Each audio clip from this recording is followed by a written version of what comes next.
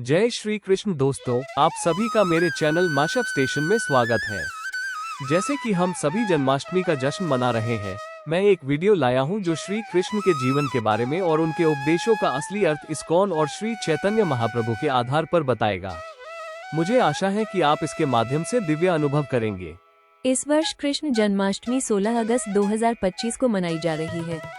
भगवान श्री कृष्ण के भक्त इस शुभ त्योहार को आधी रात तक उपवास रखकर रात्रि संकीर्तन, भक्ति कार्यक्रम आयोजित करके आदि मनाते हैं।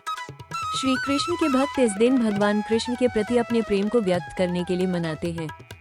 हालांकि कृष्ण जन्माष्टमी विश्व भर मनाई जाती है, लेकिन इसे सबसे अधिक उत्साह के साथ इस्कॉन मंदिर में मनाया जाता है। भगवान कृष्ण का अवतरण महत्वपूर्ण है। कृष्ण की जन्म लीला दिव्य और पवित्र है। भगवान के आगमन का कारण दुष्ट कंस की क्रूरता का अंत करना और भक्तों को आनंद देने के लिए है। भगवान कृष्ण माता देवकी और वासुदेव के यहाँ कंस के कारागृह में कृष्ण पक्ष की 8वीं रात को आधी रात को प्रकट हुए। वह रात अद्भुत थी। भगवान कृष्ण के प्रकट होने के दौरान सभी स्थानों को प्रभुत्व के आगमन को प्रदर्शित करने के लिए रोशन किया गया था। जब कंस को ये पता चला कि देवकी का बच्चा कंस की मौत का कारण बनेगा, तो उसने अपनी बहन के प्रति सभी बंधनों और प्रेम को भुला दिया और क्रोध में आकर उसने देवकी का बाल पकड़ा और उसे मारने जा रहा था।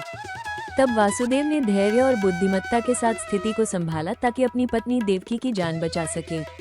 उन्होंने कंस को समझाया कि तुम एक महिला और वो भी अपनी बहन को मारने का कलंक क्यों अपने सिर ले रहे हो। हम तुम्हें अपने 8वें पुत्र को खुद सौंप देंगे। ये सुनकर कंस ने अपनी बहन को मारने का विचार छोड़ दिया और उसके जीवन को छोड़ने का निर्णय लिया। अपनी बहन और उसके पति को जेल में डाल दिया और उनके 8वें पुत्र के जन्म की प्रतीक्षा करने लगा। भगवान कृष्ण के अवतार जन्म में देरी को देखकर सभी देवताओं की ओर से देवर्षि नारद ने कंस से कहा कि भगवान कृष्ण बहुत चतुर हैं, इसलिए भगवान कृष्ण को उनके 8वें पुत्र के रूप में जन्म लेने की आवश्यकता नहीं है, वो कभी भी प्रकट हो सकते हैं। और इस तरह दुष्ट कंस ने देवकी और वासुदेव के सभी 7 बच्चों को क्रूरता से मार डाला। 8वें बच्चे के जन्म के दौरान भगवान चतुर्भुज रूप में प्रकट हुए और देवकी और वसुदेव के पास गए। एक सुंदर दिव्य बच्चा उनके बेटे के रूप में पैदा हुआ। आश्चर्यजनक रूप से जैसे ही दिव्य बच्चा जन्म लिया, बेड़ियां खुल गई और जादुई रूप से उसे मुक्त कर दिया। उनकी जेल का लौह दरवाजा अपने आप खुल गया और सभी गार्ड जादुई जादू के तहत सो गए। वसुदेव ने नवजन्मे बच्चे को बचाने के लिए जेल से बाहर आए और उसे यमुना के पार ले गए। फिर उन्होंने बच्चे को अपने सबसे करीबी मित्र महाराज नंद को दिया। फिर वो नंद के घर में जन्मी बच्ची के साथ जेल में लौट आए। उसके तुरंत बाद कंस को नवजात शिशु के बारे में सूचित किया गया। वो नवजात बच्ची को मारने के लिए कोठरी में पहुंचा। जैसे ही उसने बच्ची को मारने की कोशिश की, बच्चा उसके हाथ से फिसल गया और आकाश की ओर चला गया और घोषणा की, दुष्ट कंस, तुम्हारी मृत्यु का कारण पहले ही जन्म ले चुका है।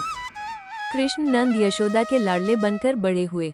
कंस ने उन्हें मारने के लिए अनेक राक्षस भेजे। पूतना, शकटासुर, तृणावर्त, बकासुर, अघासुर। हर बार कृष्ण ने उन्हें सहजता से मार दिया।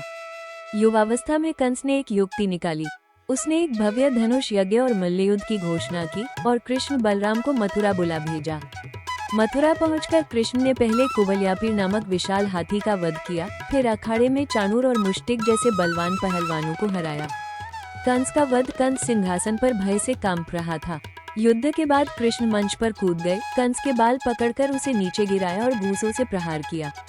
कंस का शरीर निढाल हो गया और प्राण निकल गए।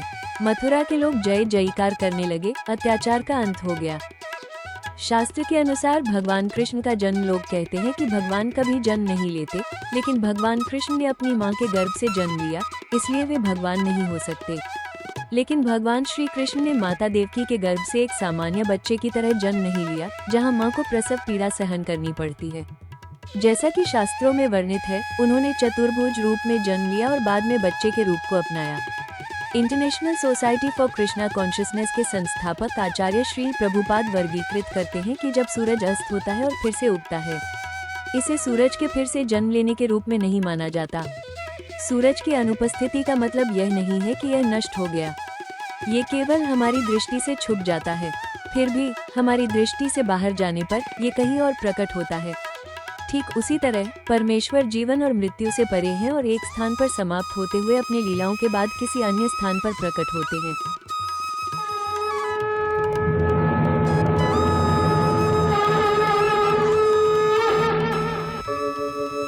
यदा यदा हि धर्मस्य अधर्मस्य ग्लानिर्भवति भारत अभ्युत्थानम् अधर्मस्य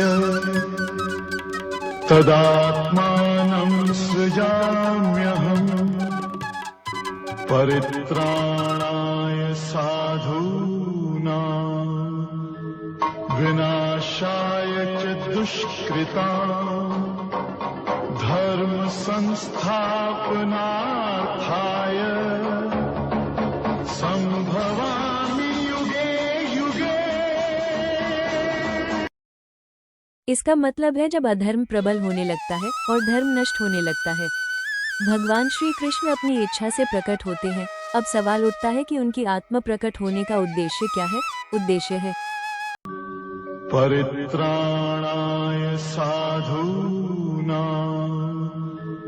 विनाशाय च दुष्कृतां धर्म संस्थापनार्थाय संभवामि युगे युगे।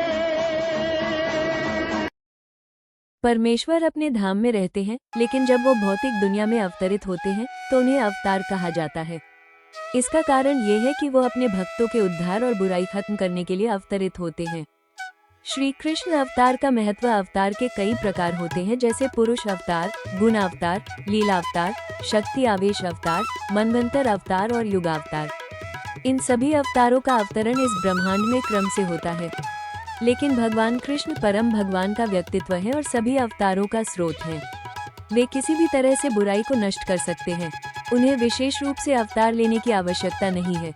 इसलिए भगवान कृष्ण अपने भक्तों की चिंताओं को दूर करने के विशेष उद्देश्य के लिए अवतार लेते हैं, जो वृंदावन की उनकी वास्तविक लीला को देखने के इच्छुक होते हैं। इसलिए कृष्ण अवतार का असली उद्देश्य अपने शुद्ध भक्तों को आनंद देना है, जो फलदायी गतिविधियों से रहित हैं। ये सच नहीं है कि परम भगवान केवल भारत की भूमि पर अवतार लेते हैं। वे कहीं भी और कभी भी प्रकट हो सकते हैं। इसलिए हर अवतार लेने पर वे धर्म के बारे में बात करते हैं, लेकिन उद्देश्य वही रहता है, लोगों को धार्मिक भावनाओं से भरा हुआ बनाना और उन्हें धार्मिक नियमों के प्रति आज्ञाकारी बनाना।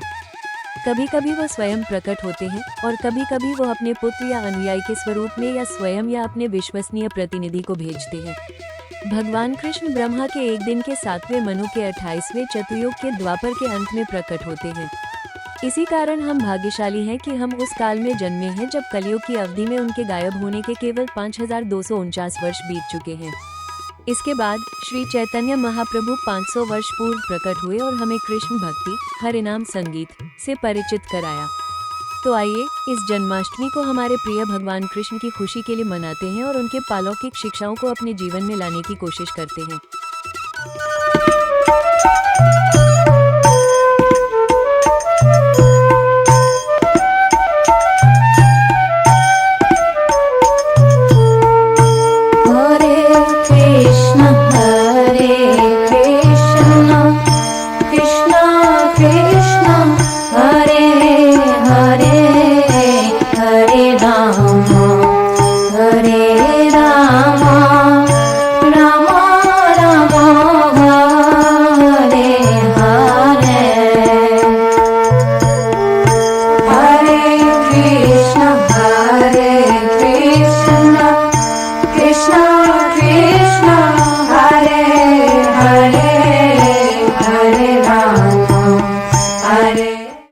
Thanks for watching. Please support my channel so that I can make such devotional video for you in a very happy Christmas.